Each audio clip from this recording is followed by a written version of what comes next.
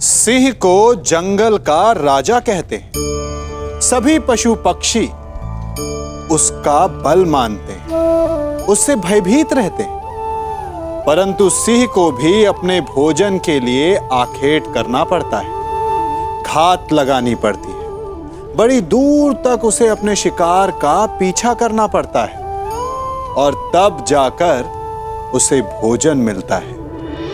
और कई बार उसके ये कठिन प्रयास भी असफल होते हैं। यदि सिंह ये सोचकर बैठ जाए कि मैं तो वन का राजा हूं, मेरा भोजन स्वयं मेरे मुख में आकर गिर जाए, तो वो भूखे मर जाएगा। क्या समझे? राजा हो या रंक, उद्यम सभी को करना पड़ता है, क्योंकि मेहनत, परिश्रम यही तो सफलता की कुंजी है। यदि जल पाना है तो कुआं खोदने में पसीना बहाना ही होगा। यदि सफलता पानी तो रात दिन परिश्रम करना होगा। बिना परिश्रम के तो देवों को भी अमृत नहीं मिलता। इसलिए परिश्रम कीजिए, आज नहीं तो कल सफलता अवश्य मिलेगी। तुमने उस मामा का अपमान किया उसके लिए, जिसने अपना कवच और कुंडल उन पांडवों को दान में दे दिया। मेरा कवच, मेरा कौशल, मेरी प्रतिभा नहीं, वो केवल एक ढाल थी।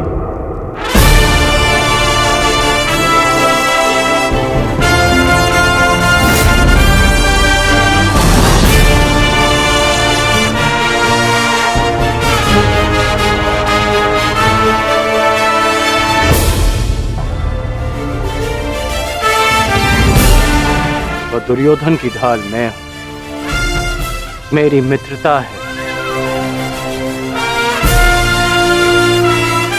और ये मित्रता मेरे लिए मेरे प्राणों से भी अधिक महत्वपूर्ण है।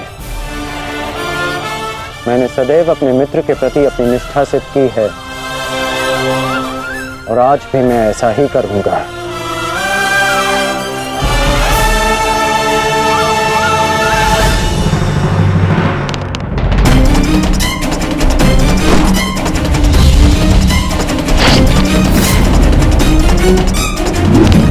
कुरुक्षेत्र में तुम्हारे विरुद्ध खड़ा प्रत्येक योद्धा तुम्हारा शत्रु है पार्थ, जिसका तुम्हें वध करना है। ये धर्म युद्ध उनके विरुद्ध जिन्होंने अधर्म किया। अन्यथा आज तुम भीष्म से भयभीत, भूल गए लक्षाग्रह, कल तुम कर्ण से हो, भूल गए वो द्युत्सभा, परसों तुम ये कहोगे कि मैं आचार्य द्रोण का सामना कैसे करूं, भूल गए मेरा चीरहरण करने का प्रयास। यदि ऐसा ही रहा तो कैसे पूर्ण करोगे अपने साथ हुए अन्याय का प्रतिकार? कैसे लोगे पांचाली के अपमान का प्रतिशोध? कुरुक्षेत्र में उनके विरुद्ध जिन्होंने अधर्म का प्रतिशोध।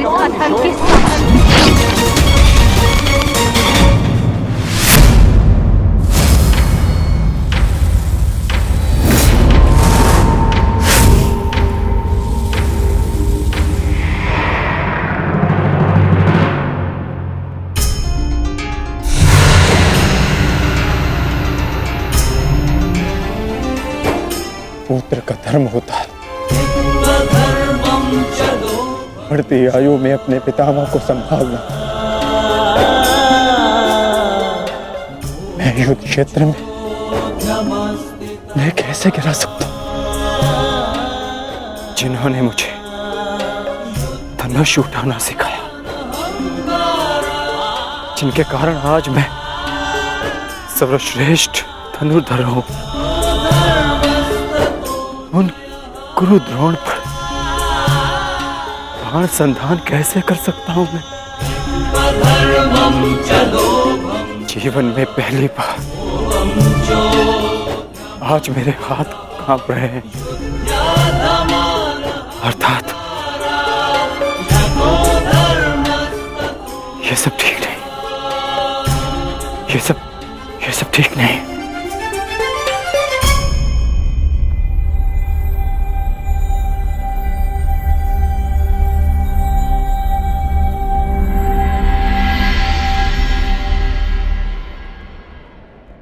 क्या हुआ पार्थ?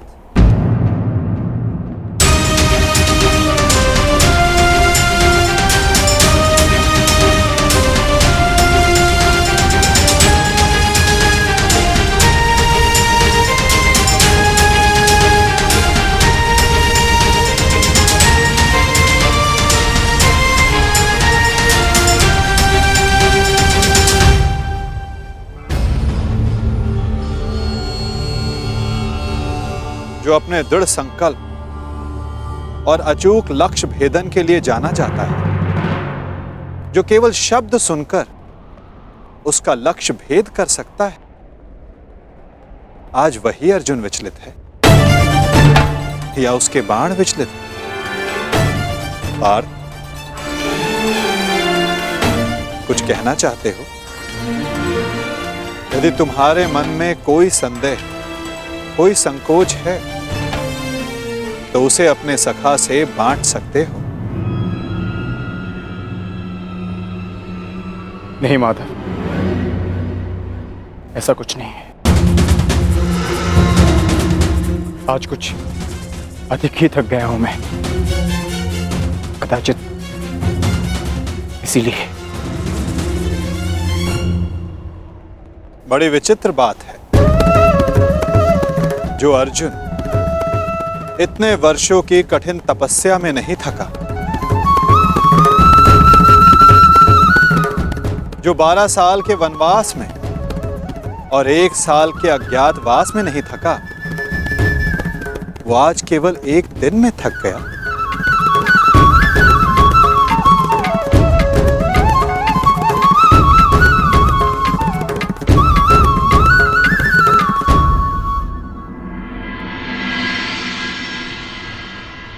कोई बात नहीं पार्थ, असाधारण मनुष्यों के जीवन में विचित्र कथाएं होती ही रहती हैं। आओ, शिविर में चलकर सभी वीर मिलकर भोजन करें। कल से युद्ध प्रारंभ होने वाला है पार्थ। किसे ज्ञात किसके साथ दोबारा भोजन करने का अवसर ही ना मिले।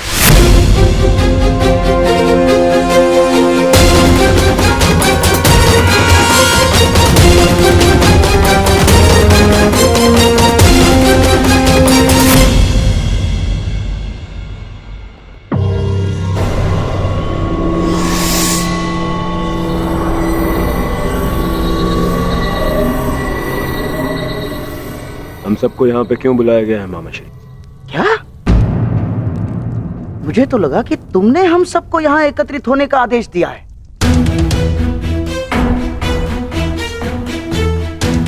कल आरंभ हो रहे युद्ध के निर्देश देने के लिए। मैंने आप सबको यहाँ बुलाया है।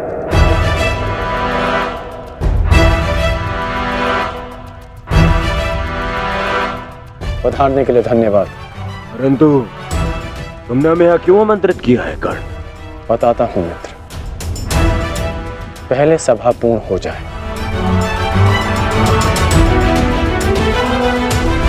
अभी एक योद्धा का आना शेष है।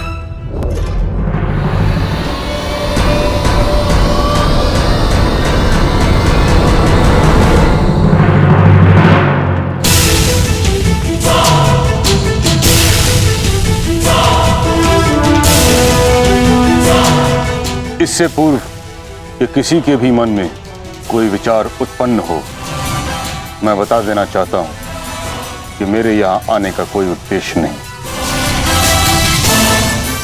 मैं यहाँ केवल अंगराज के आग्रह पर उपस्थित हुआ हूं।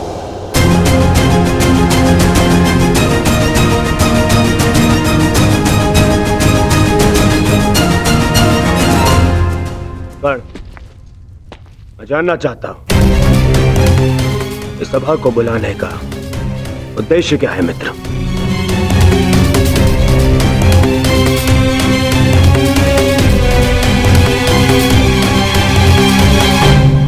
उद्देश्य है युद्ध में विजय।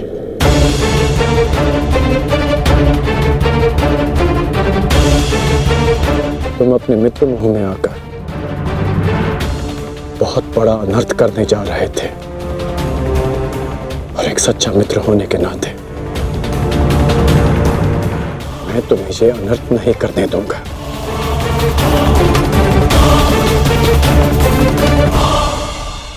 मैं राधेकर्ण आप सबके समक्ष एक प्रस्ताव रखता हूं कि गंगा पुत्र महामहिम भीष्म को फिर से कौरव सेना का सेनापति नियुक्त किया जाए।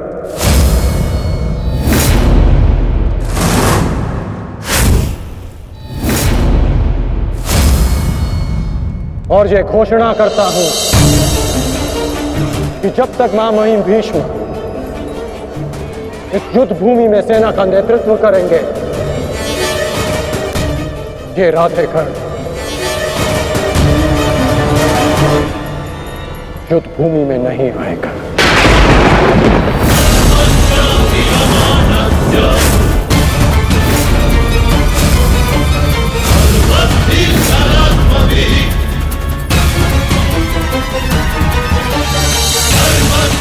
ये तुम क्या कह रहे हो मित्र? मुझे इस युद्ध में तुम्हारी अपने मित्र की ही सबसे अधिक आवश्यकता है। महामहिम से भी अधिक? नहीं मित्र, तुम भूल कर रहे हो। मैं कवच खोया योद्धा हूं, और महामहिम हस्तिनापुर के कवच हैं। तुम्हें मुझसे अधिक आवश्यकता उनकी है।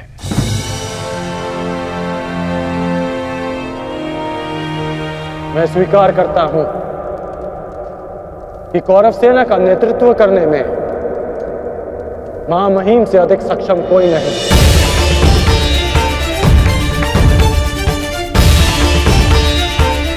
मैं भी नहीं।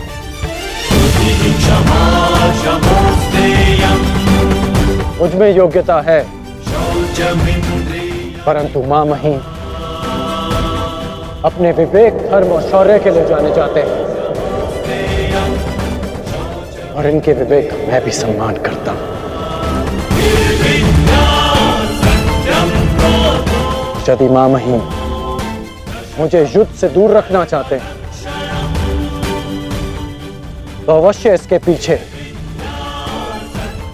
कोई महत्वपूर्ण कारण होगा जिसमें सबका हित होगा।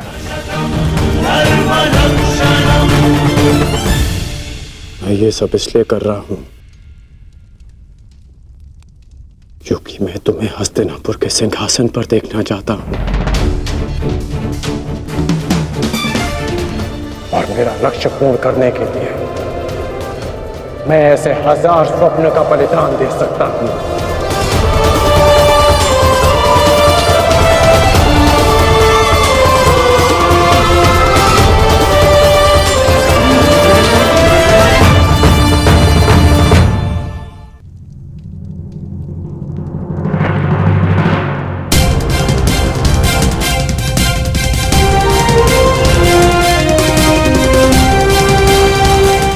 आपके बिना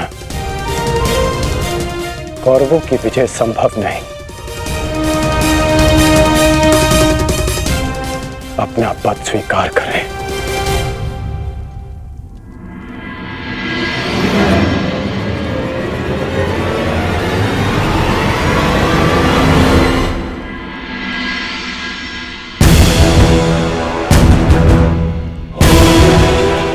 हर हर महादेव!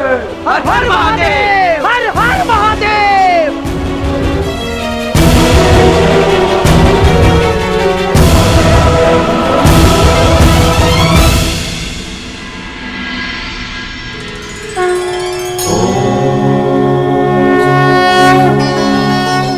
आओ,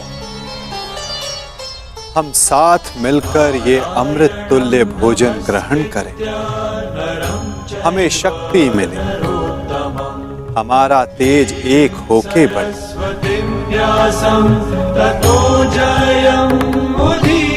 हमारा ज्ञान बढ़े, हमारे मध्य कोई विष न फैले, फैले तो केवल हमारा यश।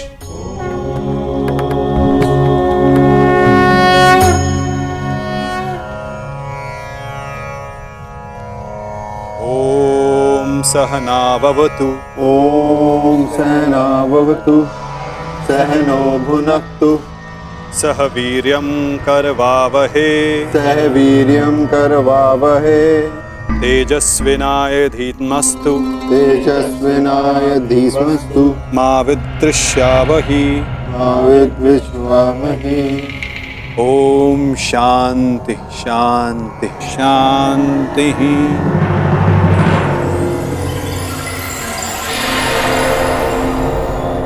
आओ भोजन प्रारंभ करें।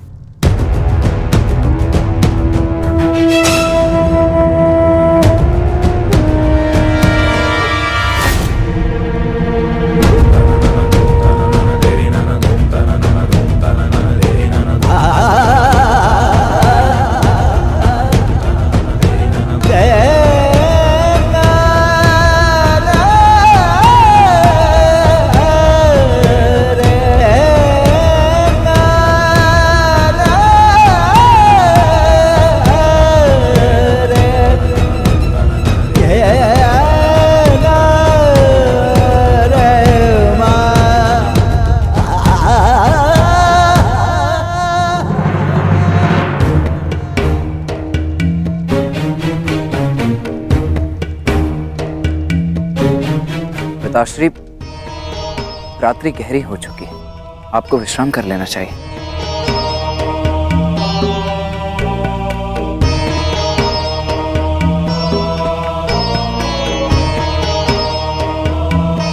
विश्राम की आवश्यकता तो तुम्हें है पुत्र।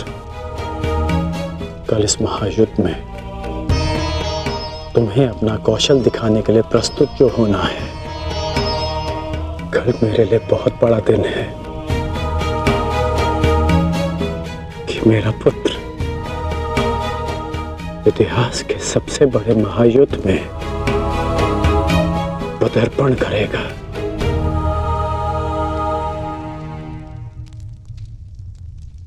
मुझे गर्व है तुम पर।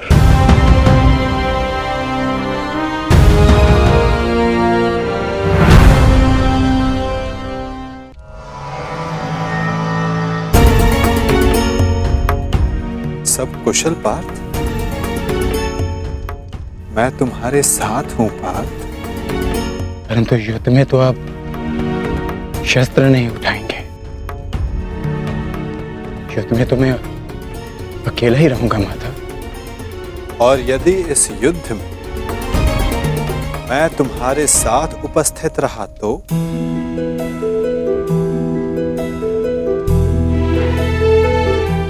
मुझसे अधिक भाग्यवान इस संसार में और कोई नहीं होगा। परंतु मैं जानता हूं मेरी ये कामना अधूरी रह जाएगी। यदि कामना पूर्ण बल से की जाए तो वो अवश्य पूर्ण होती है पार्थ। और यदि प्रार्थना में समर्पण तो वो स्वीकार होती है।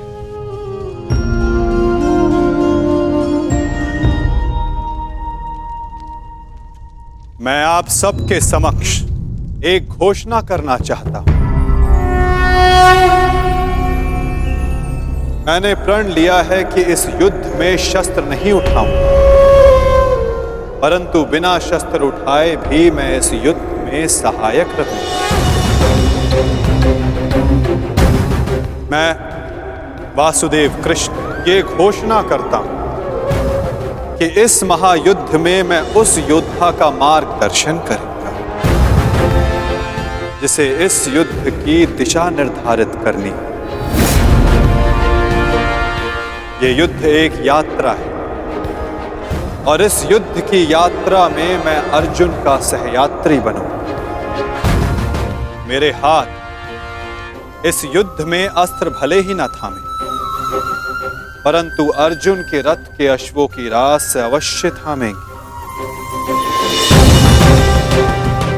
मैं इस महायुद्ध महारथी अर्जुन के सारथी की भूमिका निभाऊंगा।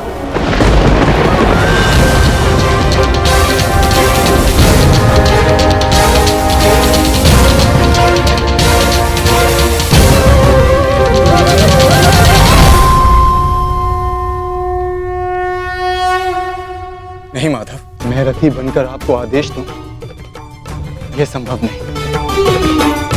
आपका स्थान सबसे ऊंचा है, तो मैं स्वयं आपको नीचे स्थान पर बैठने नहीं दे सकता। पाल, कौन ऊंचे स्थान पर बैठा है और कौन नीचे स्थान पर, ये तो देखने वाले के दृष्टिकोण पर निर्भर करता है। तुमने कहा कि मैं सबसे योग्य हूं, और जो सबसे योग्य होता है उसका धर्म होता है कि वो अपने से छोटों का मार्गदर्शन करे, और मैं इस युद्ध में यही करूंगा। मैं इस युद्ध में तुम्हारा सारथी इसलिए बनूंगा, यदि तुम अपने लक्ष्य के मार्ग से भटक जाओ तो पुनः तुम्हें तुम्हारे लक्ष्य के मार्ग पर ला सकूं। पार्थ, मुझ पर विश्वास है ना? निष्ठा है माता।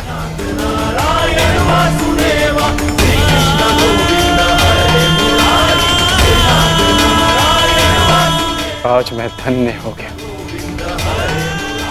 जिसके सारथी आप हैं, वो मार्ग कभी भटक ही नहीं सकता।